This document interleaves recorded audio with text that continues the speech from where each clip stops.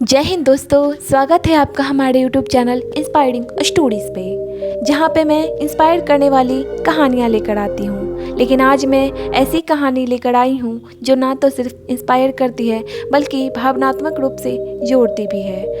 और ये कहानी है रवींद्रनाथ टैगोर और उनकी भाभी की दोस्ती की।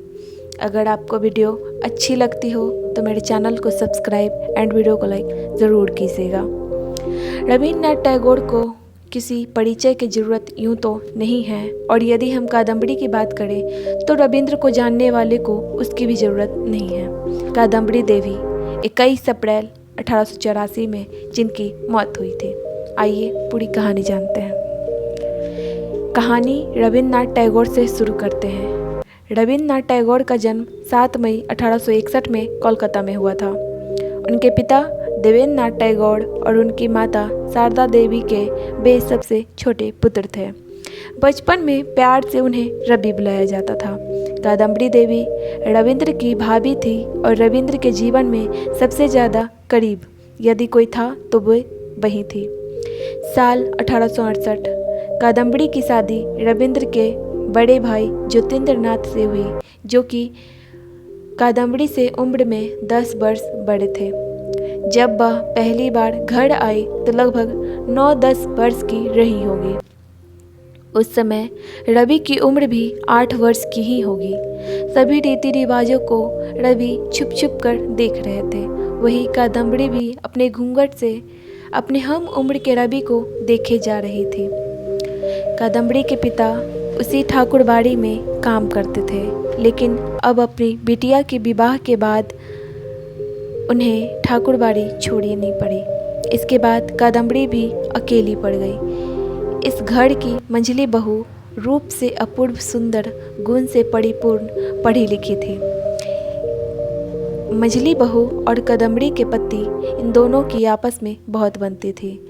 कादम्बरी के पति एक संगीतकार और नाटककार भी थे, जो संगीत लिखा करते वे उन्हें सुनाया करते थे। दोनों घंटों बैठकर चर्चा भी करते।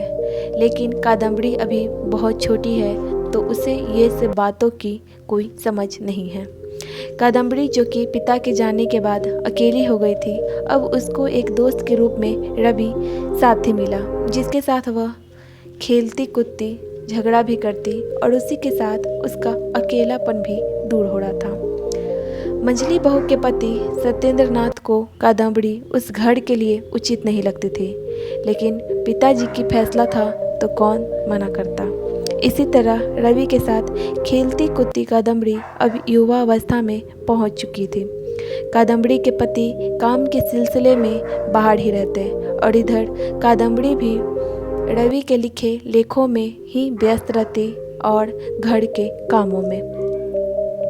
वह अपने पति को अपने से एक स्थान ऊंचा मानती थी, इसलिए शायद दोनों के बीच पति पत्नी जैसे संबंध नहीं थे। वह उनकी भगवान के रूप में मानती थी। धीरे धीरे कादम्बरी में निखार आने लगा। अब कादम्बरी रूप यौवन में मंझली बहू को पीछे छोड़ गई और यही एहसास मंझली बहू को अखरने लगे। तभी तो उससे वो कटी कटी रहने लगी। घर की सबसे बड़ी बहू साहित्य में बहुत रुचि रखती है। वह उन औरतों में से है जो पुरुष प्रधान समाज में लिखने का साहस करती है। उसकी 2.5 साल की एक बेटी भी है, जिसे कादम्बरी बहुत प्रेम करती थी। वह उसे रवि के लिखे नाटकों को गीत बनाकर सुनाती और पुचकारती थी, क्योंकि संतान का सुख अभी कादम्बरी को मिला नहीं था। वह अपने पति के नज़र में आने के लिए सजती संवरती और उनके बराबर आने के लिए उपन्यास नाटक में भी रुचि लेने लगी। किंतु उसके पति को बस उसकी भाभी ही अच्छी लगती, उसकी भाभी की ही बातें अच्छी लगती, उनके साथ समय बिताना उनको अच्छा लगता। और कहीं न कहीं यही बात कादम्बरी के अंतर्मन में घर कर गई। रवि ने कब कविता लिखना शुरू किया और कब कादम्बरी उसकी लेखन की प्रेरणा बन गई, पता भी नहीं चला। अब तो विभिन्न पत्रिकाओं में उनके लिखे लेख भी छपते हैं और जब वह लेख कादम्बरी को पढ़कर सुनाता, कादम्बरी बहुत खुश होती। इसी तरह कादम्बरी अपने अकेलेपन को रवि की मौजूदगी से दूर करती रही। उसके लिखे लेख सुनती और उससे घंटे बातों करती।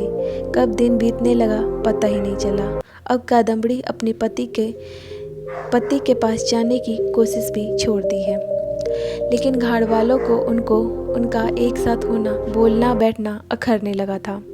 कादम्बरी को कई बातें भी सुनाने लगे, उनकी दोस्ती को गलत नाम देने लगे और उसे बाँझ कहा जाने लगा। तब बड़ी बहू ने अपनी बेटी को कादम्बरी को सौंपकर सबका मुंह बंद कर दिया। रविंद्र को अब विदेश भेजने लगे वकालत की पढ़ाई के लिए। चूँकि फैसला पिताजी का था तो मना भी नहीं किया जा सकता था। जाते वक्त वह कादम्बरी से मिलने उनके रूम में आए। तब कादम्बरी ने कहा, मुझे रोज़ खत लिखना और मुझे मत भूलना। इस तरह दोनों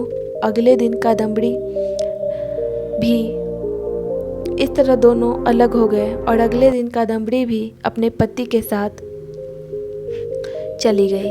किंतु जहाज की गड़बड़ी की वजह से रवि वापस अपने भैया और कादम्बरी के पास आ गए। इससे कादम्बरी बहुत खुश हो गई, लेकिन यह बात उसके पति को अच्छी नहीं लगी और उसे भेजने के लिए बहाने करने लगे। एक दिन मंझली बहू के बेटे का बर्थडे था जिसमें रवि को जाना था, लेकिन कादम्बरी से वह वादा करके गया था कि वह रात तक लौट आएगा। उसके पति भी वहां जाते हैं, किंतु कादम्बरी घर पर अकेली थी। बर्थडे के बाद कादम्बरी का पति मंझली बहू के कहने पर वहीं रुक गए, किंतु रवि वापस आ गया। बहुत बारिश हो रही थी। उसी दिन कादम्बरी का बर्थडे था, इसलिए रवि को तो वापस आना ही था। एक दिन रवि का लेख छपा था जो कि कादम्बरी के लिए था। यह बात मंझली बहू और घरवाले को अच्छी नहीं लगी और रवि की शादी के बारे में बात करने लगे। रवि ने कादम्बरी से जब पूछा कि क्या वह शादी कर ले, तो कादम्बरी ने अपने सारे एहसासों को छुपाते हुए हाँ कहा, क्योंकि उसके ये एहसास दुनिया की नज़र में पाप हैं। अब रवि की शादी हो जाती है मृणालिनी देवी से।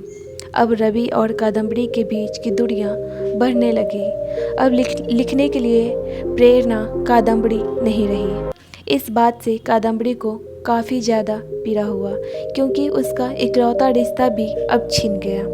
अब कादम्बरी बहुत अकेली, गुमसुम अंधेरे कमरे में पड़ी रहती थी, लेकिन एक दिन शायद उसे लगा कि अब प्रकाश की ओर जा सकती है, जब उसके पति ने जहाज कंपनी उद्घाटन में उसे ले जाने के लिए पूछा। मानो वह बहुत खुश हो गई। वह सजी सबरी मानो फिर से वह दुल्हन बन रही, लेकिन घंटों इंतजार करने के बाद उसके पति उसे लेने नहीं आए। तब कादम्बरी उनके कपड़े को तय करने लगी। उसी में एक चिट्ठी मिली। वह चिट्ठी किसी औरत की थी जो कि गर्भवती थी। अब कादम्बरी का आखिरी रोशनी भी छिन गया। वह अब खुद को संभाल नहीं पाई और आत्महत्या कर ली। कादम्बरी के साथ उसकी प्रेमिका बनने की इच्छा, पत्नी बनने की इच्छा और एक माँ बनने की इच्छा भी खत्म हो गई। घरवालों ने बदनामी की वजह से आत्महत्या को अकाल मृत्यु का नाम दिया। यह थी कहानी कादम्बरी की, जिसका अकेलापन उसे मृत्यु के कगार पर ला खड़ा किया। कैसी लगी कहानी कमेंट में ज़रूर बताइएगा, और रविंद्र की पूरी साहित्यिक जीवन के बारे में जानना है तो कमेंट में ज़रूर भी बताइएगा। Thank you.